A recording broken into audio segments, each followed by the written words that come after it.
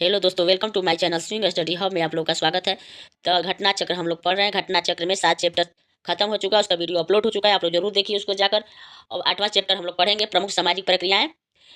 तो प्रमुख सामाजिक प्रक्रियाएं से हर परीक्षा में आता है प्रश्न उत्तर, TGT PGT, Bihar BPSC teacher शिक्षक भर्ती परीक्षा में आया हुआ क्वेश्चन था। इसमें से 4-5 को क्वेश्चन आया था, तो बहुत important most important question answer है, तो आप लोग जरूर देखिए। तो इसमें चलिए पहला क्वेश्चन हम लोग स्टार्ट करते हैं। 1905 में किसने 38 सामाजिक प्रक्रियाओं की सूची तैयार की थी? ए ऑप्शन है रॉस ने, बी ऑप्शन है ग्लीन और ग्लीन ने, सी ऑप्शन है पार्क और वर्गेस ने, डी ऑप्शन है मैकाइबर और पेज ने। तो इसका ए ऑप्शन सही होगा, रास ने। और ई ए रॉस ने वर्ष 1905 में 38 प्रकार के सामाजिक प्रक्रियाओं की सूची तैयार की। ब्लैकिनर तथा ग्लीन ने सामाजिक प्रक्रियाओं की 6 श्रेणियों में प्रस्तुत किया। पार्क एवं वर्गेस ने अंतःक्रिया के 4 प्रकार के मूल्य तत्व बताए: प्रतिस्पर्धा, संघर्ष, समायोजन तथा आत्मसातकरण।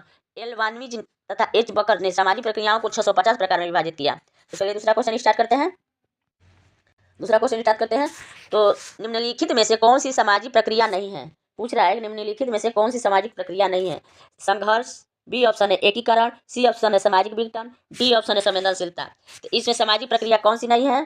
तो इसमें सामाजिक प्रक्रिया संवेदनशीलता नहीं है। संघर्ष, एकीकरण, सामाजिक विघटन ये सब सामाजिक प्रक्रिया है, संवेदनशीलता सामाजिक प्रक्रिया नहीं है। लेस्ली ने विभिन्न प्रकार के सामाजिक प्रक्रियाओं को 5 भागों में विभक्त किया है। लेस्ली ने कितने भागों पर विभक्त किया? तो 5 भागों में किया है: सहयोग, प्रतियोगिता, संघर्ष, समायोजन, आत्मसात। इन प्रक्रियाओं को 2 खंडों में विभक्त कर इस प्रकार रखा जा सकता है: समायोजन प्रक्रिया में 2 है: सहयोग और समायोजन, आत्मसातकरण। दूसरा है विघटनात्मक या विभाजन प्रक्रिया, प्रतियोगिता एवं संघर्ष। तो चलिए तीसरा क्वेश्चन हम लोग देखते हैं। तीसरा क्वेश्चन है, निम्नलिखित में से कौन सी परिस्थिति सात्मीकरण के लिए सहायक होता है? निम्नलिखित में से कौन सी परिस्थिति सात्मीकरण के लिए सहायक होता है? ए ऑप्शन है आत्मीय सामाजिक संबंध, बी ऑप्शन है सहनशीलता, सी ऑप्शन है परिवहन एवं संचार के उन्नत साधन, डी ऑप्शन है यह सभी। तो इसमें क्या होगा? तो यह सभी होगा। इसमें सभी ऑप्शन सही है, इसमें सभी ऑप्शन सही होगा। आत्मीय सामाजिक संबंध, सहनशीलता, परिवहन एवं संचार के उन्नत साधन सात्मीकरण के लिए सहायक होती है। ठीक है, तो सात्मीकरण के लिए आत्मीय सामाजिक संबंध, सहनशीलता तथा परिवहन एवं संचार के उन्नत साधन सहायक होती है। तो चौथा क्वेश्चन हम लोग देखते हैं। तो चलिए चौथा क्वेश्चन हम लोग देखते हैं। संघर्ष, प्रतिस्पर्धा और सहयोग सभी परस्पर आश्रित हैं, ये मानव समाज के सदैव विद्यमान रहने वाले पहलू हैं। यह किसने कहा है? ए ऑप्शन है मैकाइवर और पेज, बी ऑप्शन है किक्सले डेविस, सी ऑप्शन है इवोगार्ड, डी ऑप्शन है एम जिन्सबर्ग। पीजीटी परीक्षा 2016 में आया हुआ क्वेश्चन है। तो इसमें आयोग ने स्टार दिया है, इसमें कोई भी ऑप्शन सही नहीं है। तो देखिए इसका लेस्ली होगा। इसका सही ऑप्शन क्या होगा? तो लेस्ली होगा, जो कि किसी ऑप्शन में नहीं दिया हुआ है। संघर्ष, प्रतिस्पर्धा और सहयोग सभी परस्पर आश्रित है, ये मानव समाज के सदैव विद्यमान रहने वाले पहलू है। ये किसने कहा था? तो लेस्ली ने कहा था। ठीक है, तो हम लोग 5वां क्वेश्चन अब देखते हैं। 5वां अब सहयोग का क्वेश्चन हम लोग देखते हैं। ठीक है, सामाजिक प्रक्रिया का होगा, अब सहयोग का देखते हैं हम लोग। पहला क्वेश्चन है, सहयोग की सर्वप्रथम व्यवस्थित व्याख्या करने वाला प्रथम व्यक्ति कौन था? ए ऑप्शन है जीबिको, बी ऑप्शन है पी क्रोपोतिकिन, सी ऑप्शन है रेट जिन हाफर, डी ऑप्शन है एच डी हाउस। तो इसका जीबिको होगा, ए ऑप्शन सही होगा, जीबिको। ठीक है, इसका जीबिको सही होगा, जीबिको सही होगा। ठीक है, सहयोग की सर्वप्रथम व्यवस्थित व्याख्या करने वाला प्रथम व्यक्ति कौन था? तो जीबिको था। सहयोग की सर्वप्रथम व्यवस्थित व्याख्या जियोवानी विको ने की है। विकास के संदर्भ में उनका कहना है कि समाज असहयोग की निम्नतर व्यवस्था के उच्चतर व्यवस्था की ओर बढ़ता है। विको ने बताया कि व्यक्ति की आवश्यकताओं के अनुसार सामाजिक संस्थाओं में परिवर्तन होते हैं, समाज में सहयोग की भावना रहती है और इस तरह के समाज का धीरे धीरे विकास होता है। तो हम लोग दूसरा क्वेश्चन अब देखते हैं। तो देखिए एक कूट वाला क्वेश्चन है, निम्नलिखित में से कौन सी सहयोगात्मक प्रक्रियाएं हैं? नीचे दिए कूटों में से सही उत्तर का चयन कीजिए।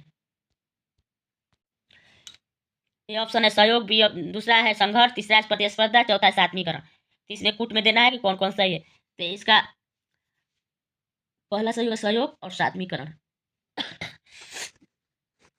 सहयोगात्मक प्रक्रियाएं के बारे में पूछ रहा है, तो सहयोगात्मक प्रक्रियाएं हैं, तो सहयोगात्मक प्रक्रियाएं में सहयोग सात्मीकरण हो जाएगा। प्रतिस्पर्धा, संघर्ष, ये संघर्ष की प्रक्रियाएं हैं।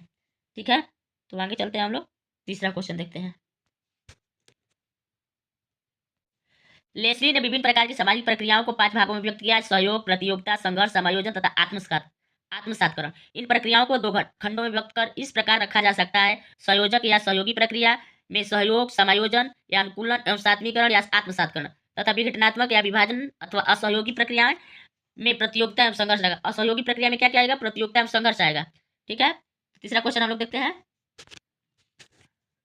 निम्नलिखित में से कौन एक वियोगात्मक सामाजिक प्रक्रिया है? निम्नलिखित में से कौन एक वियोगात्मक सामाजिक प्रक्रियाएं हैं? ए ऑप्शन आधुनिकीकरण, बी ऑप्शन है सहयोग, सी ऑप्शन है प्रतियोगिता, डी ऑप्शन है सात्वीकरण। तो इसमें प्रतियोगिता हो जाएगा। वियोगात्मक सामाजिक प्रक्रिया कौन है? तो प्रतियोगिता है। ठीक है, अब चौथा क्वेश्चन हम लोग देखते हैं। एक कूट में देना है, निम्नलिखित में से कौन सी सहयोगात्मक प्रक्रियाएं हैं? ए है सहयोग, बी है प्रतिस्पर्धा, सी है संघर्ष, डी है अनुकूलन। चौथा क्वेश्चन देखते हैं, निम्नलिखित में से कौन सी सहयोगात्मक प्रक्रिया है? पहला है सहयोग, दूसरा है प्रतिस्पर्धा, तीसरा है संघर्ष, चौथा अनुकूलन। तो निम्नलिखित कूट में से सही उत्तर का चयन कीजिए। तो इसमें कौन सा होगा? तो इस सहयोग हो जाएगा,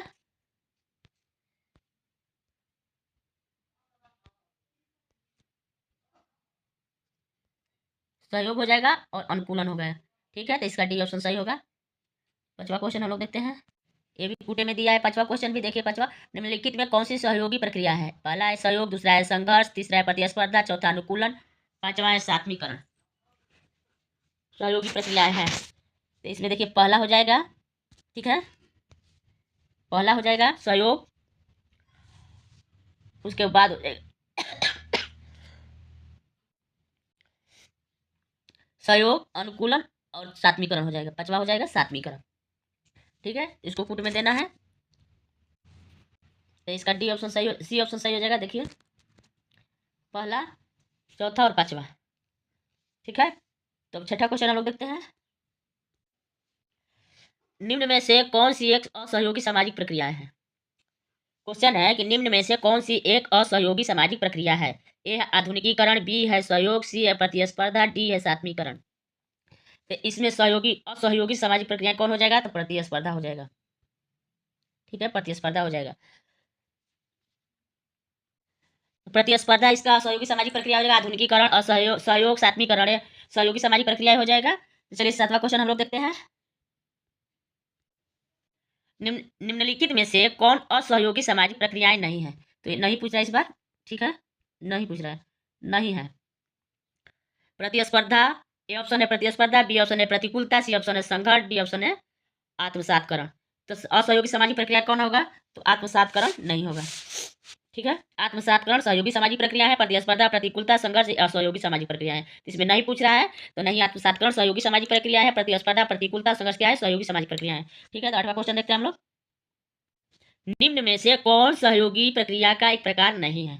तो नहीं पूछ रहा है कौन सी नहीं है। ठीक है, ए ऑप्शन है समायोजन, बी ऑप्शन है सात्मीकरण, सी ऑप्शन है प्रतियोगिता, डी ऑप्शन है सहयोग। तो इसमें कौन सी नहीं है? सहयोगी सामाजिक प्रक्रिया कौन है? प्रतियोगिता नहीं है।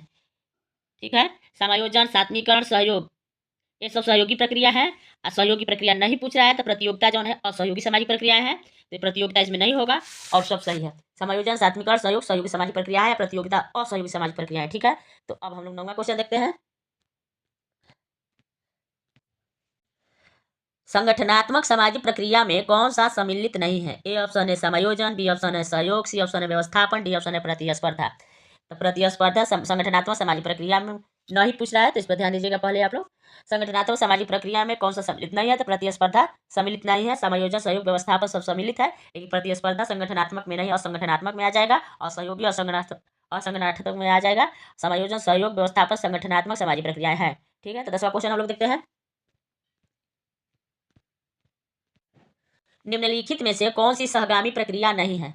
ये भी नहीं पूछ रहा है, नहीं है। निम्नलिखित में से कौन सहगामी प्रक्रिया नहीं है? ए ऑप्शन है सहयोग, बी ऑप्शन है प्रतिकूलता, सी ऑप्शन है सात्मीकरण, डी ऑप्शन है समायोजन।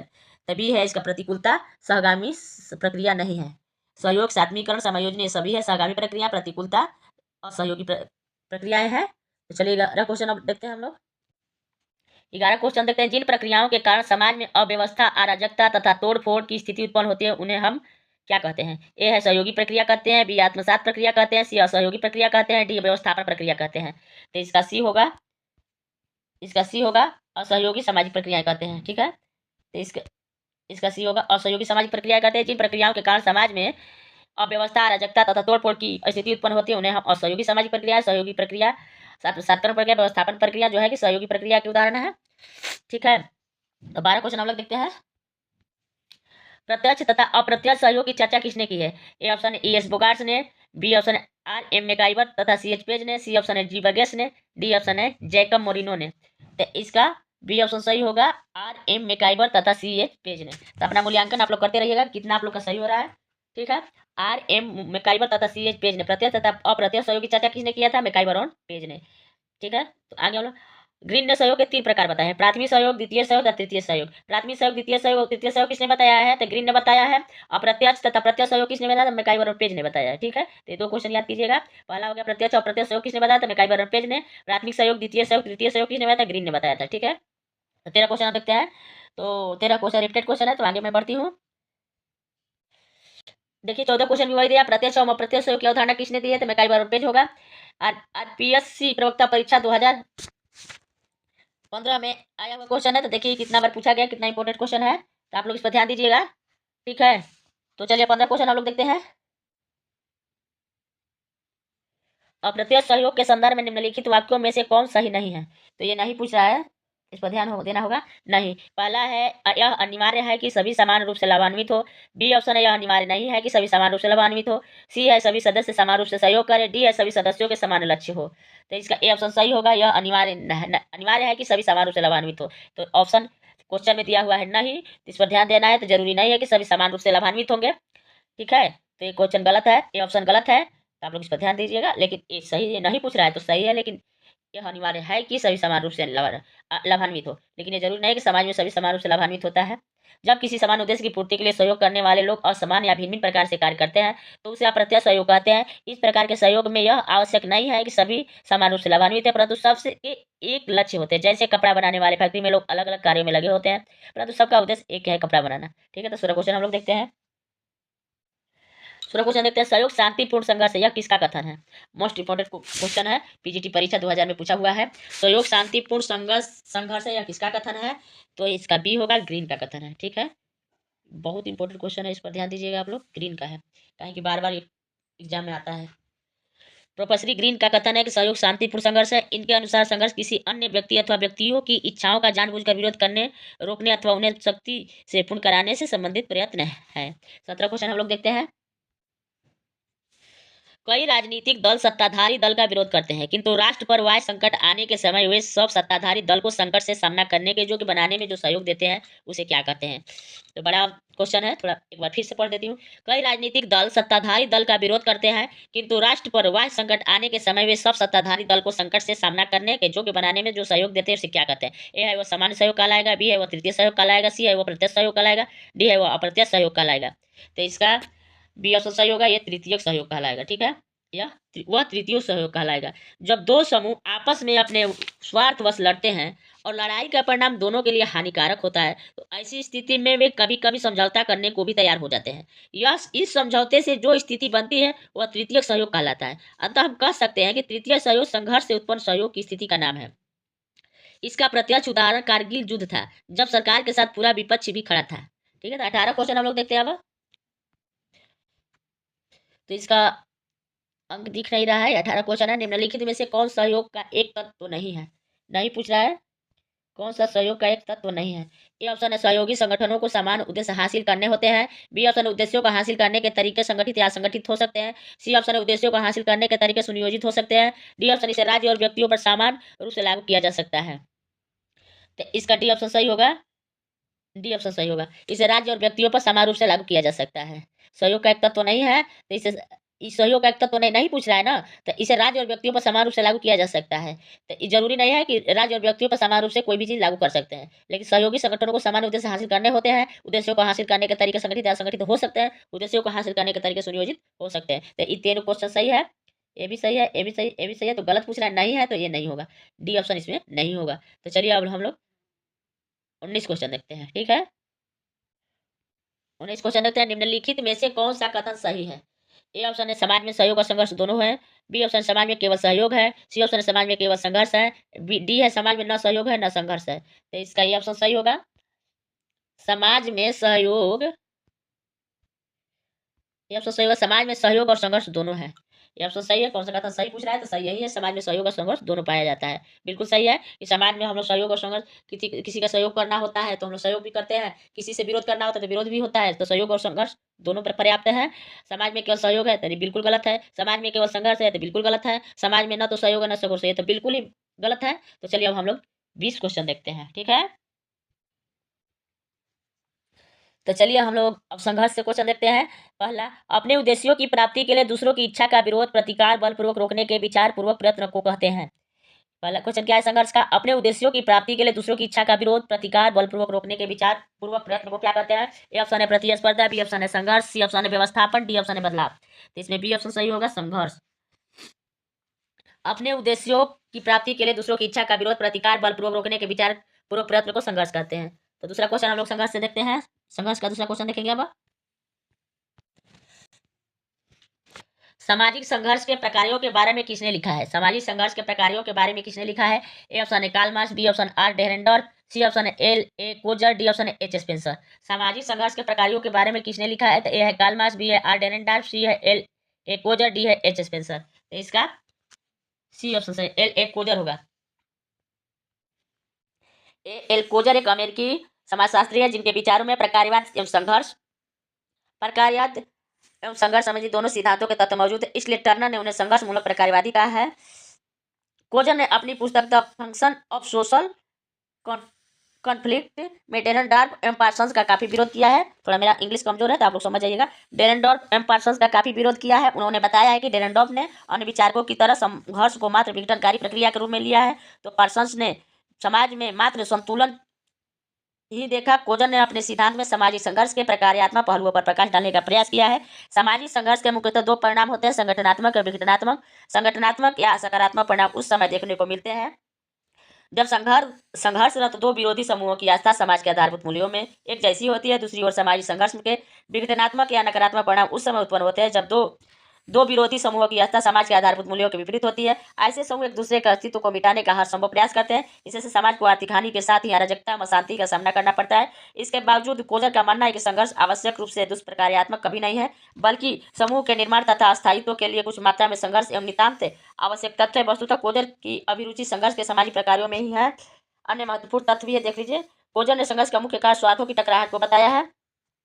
टर्नर ने कोजर का संघर्ष विचार काफी लोकप्रिय है क्योंकि उन्हें प्रकार्यवाद एवं संघर्ष के सिद्धांत के बीच संतुलन या समन्वय की स्थिति प्रदान किया है। कोजर ने अपने विचारों में मार्क्स के द्वंद्वात्मक संघर्ष एवं डेरेनडॉर्फ के संघर्ष सिद्धांत को संतुलित किया है। वे पहले प्रकार्यवादी समाजशास्त्री हैं जिन्होंने यह बताने की कोशिश की है कि संघर्ष सामाजिक व्यवस्था के लिए हानिकारक होते हुए भी कभी कभी सुरक्षा का पाठ का काम करता है, जिससे वर्तमान सामाजिक व्यवस्था को बने रहने में सुविधा होती है। तो चलिए अब हम लोग तीसरा क्वेश्चन देखते हैं। संघर्ष का प्रकार्यात्मक सिद्धांत प्रतिपादित किया गया। ए है कोजर का, बी है कार्ल मार्क्स का, सी है रोजेनहाफर का, डी है स्मॉल का। ठीक है, तो संघर्ष का प्रकार्यात्मक सिद्धांत प्रतिपादित किया है कोजर के द्वारा। संघर्ष का प्रकारात्मक सिद्धांत प्रतिपादित किया गया था किसके द्वारा? कोजर द्वारा। ठीक है, तो हम लोग चौथा क्वेश्चन देखते हैं। संघर्ष के सामाजिक प्रकार के सिद्धांत को निम्नांकित में से किसने प्रतिपादित किया? ए है कार्ल मार्क्स, बी है टर्नर, सी है पार्सन्स, डी है कोजर। संघर्ष के सामाजिक प्रकार के सिद्धांत को निम्नांकित में किसने प्रतिपादित किया है? तो कोजर ने प्रतिपादित किया है। ठीक है, कोजर होगा। संघर्ष के सामाजिक प्रकार के सिद्धांत को कोजर ने प्रतिपादित किया है। तो पांचवा क्वेश्चन हम लोग देखते हैं अब। किसने कहा एक निश्चित मात्रा में संघर्ष आवश्यक रूप से दुष्प्रकार्यात्मक होने की अपेक्षा समूह निर्माण एवं सामूहिक जीवन के स्थायित्व के लिए आवश्यक तत्व है? ए है पीएस कोहन, बी है लेविस ए कोजर, सी है राल्फ डेरेनडॉर्फ, डी है जोनाथन टर्नर। तो इसका बी ऑप्शन सही होगा, लेविस ए कोजर। एक निश्चित मात्रा में संघर्ष आवश्यक रूप से दुष्प्रकार्यात्मक होने की अपेक्षा समूह निर्माण और सामूहिक जीवन के अस्तित्व के लिए आवश्यक है, तो लेविस कोजर ने कहा था। ठीक है, इसका बी ऑप्शन सही होगा, लेविस कोजर। छठा क्वेश्चन हम लोग देखते हैं। किसने कहा मानवीय संबंधों में संघर्ष सदैव विद्यमान रहने वाली प्रक्रिया है? तो ये option R M MacIver, C H Page, B है किक्सले डेविस, सी है लेविस ए कोजर, डी है राल्फ डेरेनडॉर्फ। तो इसका स्टार दिया हुआ है, इसमें कोई भी ऑप्शन सही नहीं है। आयोग ने इसका कोई आंसर सही नहीं माना है। तो हम लोग उदाहरण में देखते हैं कि कौन होगा। अनेक विद्वानों ने इस तथ्य को विश्लेषित किया है कि मानवीय संबंधों में संघर्ष सदैव विद्यमान रहने वाली प्रक्रिया है। इन विद्वानों में से डेविस, आर एम मैकइवर और C H Page, A W Green, लेमिस एंड लोमिस शामिल है। सर्वप्रथम किसने कहा यह तथ्य पर्याप्त है? उत्तर प्रदेश लोक सेवा आयोग ने इस प्रश्न का उत्तर ए माना है। ठीक है, तो हम लोग छठवां क्वेश्चन देखते हैं। मानव का हित ही मानव समाज में होने वाले संघर्ष का कारण बन जाता है, यह कथन किसका है? मानव का हित ही मानव समाज में होने वाले संघर्ष का कारण बन जाता है। तो इसका ए ऑप्शन है डेरेनडॉर्फ, बी ऑप्शन है रत्सेनहाफर, सी ऑप्शन है ओपेनहेमर, डी ऑप्शन है कोजर। तो इसका रत्सेनहाफर होगा। इसका बी ऑप्शन सही होगा, रत्सेनहाफर होगा। मानव का हित ही मानव समाज में होने वाले संघर्ष का कारण बन जाता है, यह कथन रत्सेनहाफर ने दिया था। तब हम लोग आठवां क्वेश्चन देखते हैं। आठवां क्वेश्चन देखते हैं। निम्न में से कौन संघर्ष की विशेषता नहीं है? ए ऑप्शन निरंतरता, बी ऑप्शन है प्रत्यक्ष व्यक्तिगत संपर्क, सी ऑप्शन है सामाजिक मूल्यों का हनन, डी ऑप्शन है अस्थिरता। निम्न में से कौन संघर्ष की विशेषता नहीं है? तो नहीं पूछा, इस पर ध्यान दीजिएगा आप लोग, नहीं वाला क्वेश्चन बहुत गलत होता है। ए ऑप्शन नेतृत्व, बी ऑप्शन प्रत्यक्ष व्यक्ति संपर्क, सी ऑप्शन समाज मूल्यों का हनन, डी ऑप्शन अस्थिरता। तो इसका ये ऑप्शन सही होगा, नेतृत्व। संघर्ष का विशेष नहीं है, विशेषता नहीं है। नेता प्रत्यक्ष व्यक्ति संपर्क है, समाज मूल्यों का हनन, अस्थिरता, ये सब संघर्ष की विशेषता है, लेकिन नेतृत्व संघर्ष की विशेषता नहीं है। कोई समाज न तो निरंतर संघर्ष की स्थिति में रह सकता है और न हमेशा सहयोग की स्थिति में रह सकता है। अंत संघर्ष अनिरंतर प्रक्रिया है। संघर्ष की प्रक्रिया के मूल में व्यक्तियों या समूहों के हितों तथा स्वार्थों का संघर्ष होता है। जब दो व्यक्तियों या समूहों के हित आपस में टकराते हैं तब संघर्ष की स्थिति उत्पन्न होती है। इससे सामाजिक मूल्यों में हनन तथा अस्थिरता भी उत्पन्न होती है। तो नवा क्वेश्चन हम लोग देखते हैं। नवा क्वेश्चन देखते हैं, सत्ता का असमान वितरण वर्ग निर्माण और वर्ग संघर्ष के लिए उत्तरदायी किसने कहा था? ए है क्रोजर, बी है डेरेनडार्फ, सी है कार्ल मार्क्स, डी है डब्ल्यू.सी. मिल्स। ठीक है, तो इसका क्या होगा? बी ऑप्शन डी होगा, डेरेनडार्फ होगा। ठीक है, इसका डेरेनडार्फ, सत्ता का असमान वितरण वर्ग निर्माण और वर्ग संघर्ष के लिए उत्तरदायी डेरेनडार्फ है। ठीक है, तो हम लोग अब 10वां क्वेश्चन देखते हैं। 10वां क्वेश्चन देखते हैं, औद्योगिक संघर्ष निम्न में से किस प्रकार का संघर्ष है? ए ऑप्शन है सामाजिक, बी ऑप्शन है राजनीतिक, सी ऑप्शन है आर्थिक, डी ऑप्शन है संस्थागत।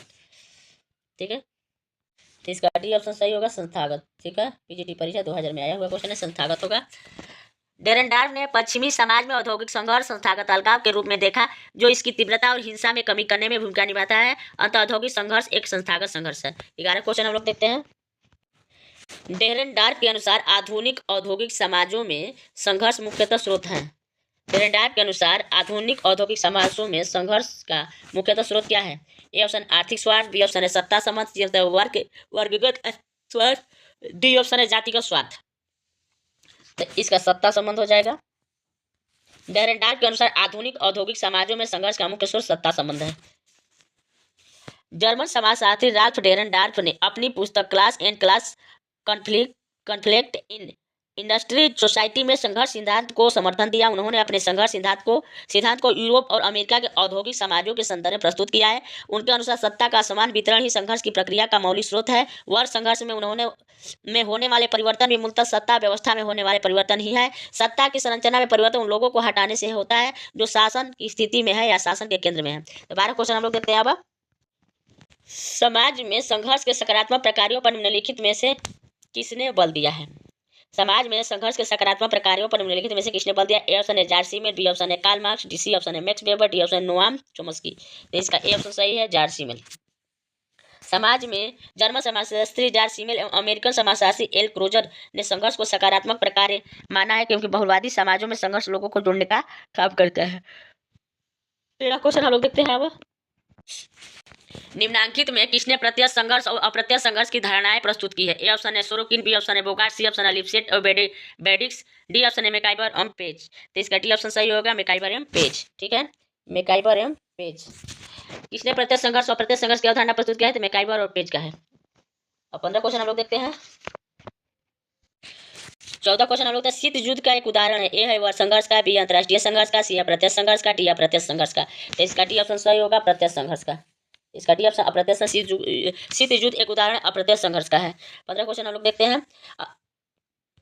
गिडिंस के अनुसार निम्नलिखित में से किसकी वजह से वर्ग संघर्ष का खतरा उत्पन्न होता है? ए है संगति, बी है प्रतियोगिता, सी है सौजन्य, डी है पार्थक्य। गिडिंस के अनुसार निम्नलिखित में से किसकी वजह से वर्ग संघर्ष का खतरा उत्पन्न होता है? ए संगति, बी है प्रतियोगिता, सी है सौजन्य, डी है पार्थक्य। तो इसका डी ऑप्शन सही होगा, पार्थक्य होगा, पार्थक्य होगा। गिडिंस के अनुसार पार्थक्य है जो वर्ग संघर्ष का खतरा उत्पन्न करता है। गिडिंस के अनुसार वर्ग संघर्ष का खतरा पार्थक्य की जगह वजह से उत्पन्न होता है। उनके अनुसार समाज स्वयं में एक संघ अथवा संगठन है अथवा औपचारिक संबंधों का ऐसा युग है जिसमें सहयोग देने वाले पारस्परिक संबंधों द्वारा जुड़े रहते हैं। 16 क्वेश्चन देखते हैं हम लोग। निम्न में से किसने यथार्थवादी और गैर यथार्थवादी नामक दो प्रकार के संघर्ष में विभेद किया है? ए ऑप्शन ग्लीन और गिलिंस, बी ऑप्शन है कार्ल माइनहिम, सी ऑप्शन है मैकाइबर और पेज, डी ऑप्शन है लेविस ए कोजर। तो इसका डी ऑप्शन सही होगा, लेविस ए कोजर।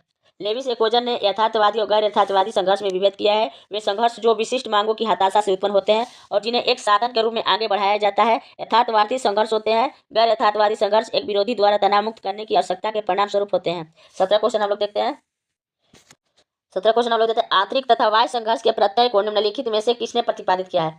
ए है कोजर, बी है वेबर, सी है डेरेनडार्फ, डी है सीमेल। तो किसने किया था? तो कोजर ने किया। आंतरिक तथा बाह्य संघर्ष के प्रत्यक्ष को निम्नलिखित में से किसने प्रतिपादित किया है? तो कोजर ने किया है। इसका ए ऑप्शन सही होगा, कोजर ने किया है। लेविस कोजर ने संघर्ष को बाह्य एवं आंतरिक के रूप में वर्गीकृत किया है। बाह्य संघर्ष एक समूह पर किसी बाहरी समूह द्वारा थोपा जाता है, जैसे पाकिस्तान द्वारा भारत पर थोपा गया कारगिल युद्ध। आंतरिक संघर्ष एक समूह द्वारा अपने सदस्यों को नियंत्रित करने के लिए उन पर कुछ प्रतिबंध लगाए जाते हैं, जैसे जाति के नियमों का उल्लंघन करने पर जाति बहिष्कृत करना। 18 क्वेश्चन अब देखते हैं हम लोग। निम्नलिखित में से किसने यह कहा है कि 72 समूह एकता संघर्षों के माध्यम से गलतफहमी दूर होने से होती है? ए है समनर, बी है डेरेनडार्फ, सी है वेबर, डी है सीमेल। तो इसका डी ऑप्शन सही होगा, सीमेल। ठीक है, 72 समूह एकता संघर्षों के माध्यम से गलतफहमी दूर होने से होती है, सीमेल ने कहा था। सीमेल के कथन से 72 समूह एकता संघर्षों के माध्यम से गलतफहमी दूर होने से होती है। निषेध किसी भी प्रकार के विकास का एक अंग होता है, यह अपने निषेध को जन्म देता है। समय के साथ विपरीत प्रकार के परस्पर निषेधों में टकराव होना स्वाभाविक है। दूसरे शब्दों में जैसे तैसे यह परस्पर विपरीत तत्व विकसित होते हैं, इनमें संघर्ष का होना अनिवार्य हो जाता है। परस्पर संघर्ष में किसी भी निषेध का अंत नहीं होता, अपितु यह दोनों निषेध अपने अपने नकारात्मक तत्वों को छोड़ देते हैं तथा एक नई स्थिति में प्रवेश करते हैं जो इन दोनों की पहली स्थितियों से बेहतर होती है। तो चलिए 19 क्वेश्चन अब देखते हैं। जब संघर्ष की भावनाएं यथेष्ट अभिव्यक्ति नहीं पाती तो ऐसे संघर्ष को कहते हैं। जब संघर्ष की भावनाएं यथेष्ट अभिव्यक्ति नहीं पाती तो ऐसे संघर्ष को कहते हैं। ए ऑप्शन है सामाजिक संघर्ष। जब संघर्ष की भावनाएं यथेष्ट अभिव्यक्ति नहीं पाती तो ऐसे संघर्ष को कहते हैं। ए है सामाजिक संघर्ष, बी है व्यक्तिगत संघर्ष, सी है जाति संघर्ष, डी है अव्यक्त संघर्ष। तो इसका डी ऑप्शन सही होगा, अव्यक्त संघर्ष। तो 20 क्वेश्चन हम लोग देखते हैं। निम्नलिखित में से किसने सूक्ष्म समेकित संघर्ष सिद्धांत पर कार्य किया है? ए ऑप्शन है कार्ल मार्क्स, बी ऑप्शन है कोजर, सी ऑप्शन है कॉलिन्स, डी ऑप्शन है डेरेनडर्फ। तो इसका सी ऑप्शन सही होगा, कॉलिन्स। सूक्ष्म समेकित संघर्ष सिद्धांत पर कार्य किया कॉलिन्स ने किया है। सूक्ष्म समेकित संघर्ष सिद्धांत पर किसने कार्य किया है? तो कॉलिन्स ने किया है। रैडल कॉलिन्स ने सूक्ष्म समेकित संघर्ष सिद्धांत पर कार्य किया। उन्होंने कहा है मेरा अपना मुख्य योगदान संघर्ष सिद्धांत उन बृहद स्तर के सिद्धांतों से सूक्ष्म स्तर का जुड़ गया था। मैं जमीनी स्तर पर अंतःक्रिया के प्रतिदिन जीवन के स्थिरीकरण और संगठन को दिखाने का विशेषकर प्रयास करता हूँ। तो चलिए अब हम लोग प्रतियोगिता पढ़ते हैं। संघर्ष सहयोग पढ़ सके, अब प्रतियोगिता पढ़ रहे हैं। प्रतियोगिता में पहला क्वेश्चन हम लोग देखेंगे। ठीक है, प्रतियोगिता में पहला क्वेश्चन हम लोग देते हैं, प्रतिस्पर्धा किस प्रकार की सामाजिक प्रक्रिया है? ए है आंशिक रूप से एकीकरण करने वाली, बी है आंशिक रूप से पृथक्करण करने वाली, सी ऑप्शन है पूरी तरह से पृथक्करण करने वाली, डी ऑप्शन है पूरी तरह से एकीकरण करने वाली। तो इसका बी ऑप्शन सही होगा, आंशिक रूप से पृथक्करण करने वाली। प्रतिस्पर्धा किसी उद्देश्य को बेहतर से बेहतर ढंग से हासिल करने का एक नतीजा है। स्पर्धा तब पैदा होती है जब कुछ समिति लक्ष्यों को अनेक लोग प्राप्त करना चाहते हैं। लेस्ली ने प्रतिस्पर्धा को इस प्रकार परिभाषित किया है, प्रतिस्पर्धा में आंशिक रूप से पृथक्करण होता है। ठीक है, तो दूसरा क्वेश्चन हम लोग देखते हैं इसमें। जब प्रतिस्पर्धा अपने नियमों का अनुपालन नहीं करती है तब वह रूपांतरित हो जाती है। ए ऑप्शन है सहयोग में, बी ऑप्शन है आत्मसातकरण में, सी ऑप्शन है संघर्ष में, डी ऑप्शन है समझौते में। तो इसका सी ऑप्शन सही होगा, समझौते में। जब प्रतिस्पर्धा संघर्ष होगा इसका। ठीक है, संघर्ष होगा। जब प्रतिस्पर्धा अपने नियमों का अनुपालन नहीं करती है तब वह रूपांतरित संघर्ष में रूपांतरित होगा। प्रतिस्पर्धा में भाग लेने के कुछ नियम समाज द्वारा स्वीकृत होते हैं। जब तक इन नियमों का पालन होता है तब तक प्रतिस्पर्धा सच्ची होती है।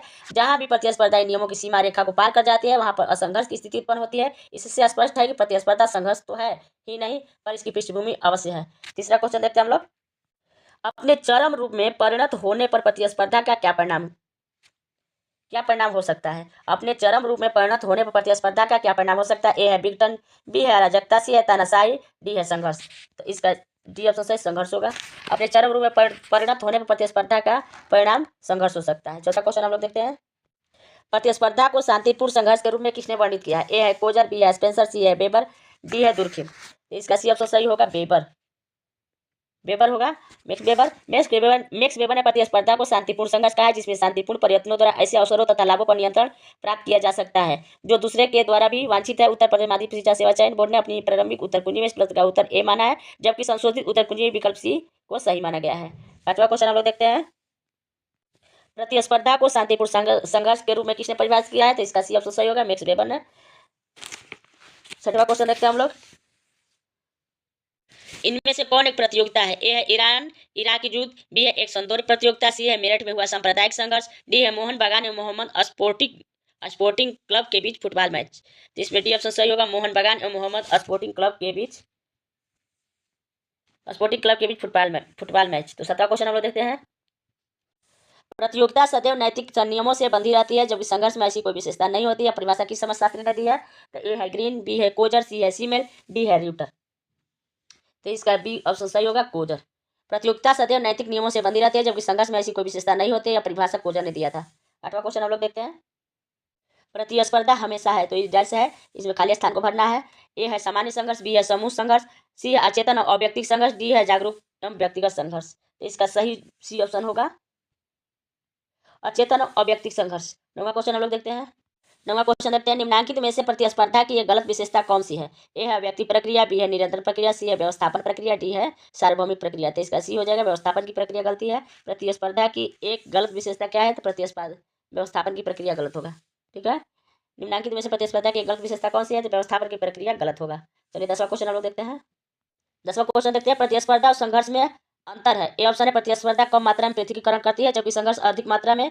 बी है प्रतिस्पर्धा व्यक्ति और समाज दोनों को लाभ पहुंचाती है जबकि संघर्ष दोनों को हानि। सी ऑप्शन है प्रतिस्पर्धा सामाजिक प्रगति में सहायक करती है जबकि संघर्ष इसमें बाधा पहुंचाती है। डी ऑप्शन उपयुक्त सभी। तो इसका डी ऑप्शन सही होगा, उपयुक्त सभी। ठीक है, 11 क्वेश्चन हम लोग देखते हैं। दो या दो से अधिक व्यक्तियों का समान उद्देश्य जो इतने सीमित है कि जब उसके भागीदार नहीं बन सकते वो पाने के प्रत्यक्ष को कह सकते हैं। ए ऑप्शन है प्रतिस्पर्धा, बी ऑप्शन है सहयोग, सी ऑप्शन है सात्मीकरण, डी ऑप्शन संघर्ष। तो इसका ए ऑप्शन सही होगा, प्रतिस्पर्धा। दो या दो से अधिक व्यक्तियों का समान उद्देश्य जो इतने सीमित कि जब उसके भागीदार नहीं बन सकते को पाने के प्रयत्न को कहते हैं प्रतिस्पर्धा। तो आज हम लोग का सामाजिक प्रक्रिया चैप्टर खत्म हो गया। अब हम लोग 9वां चैप्टर कल स्टार्ट करेंगे, सामाजिक क्रिया। ठीक है, तो आप लोग वीडियो को जरूर देखिए। कैसा लगता है वीडियो कमेंट कीजिए, शेयर कीजिए। तो चलिए, शुभ रात्रि।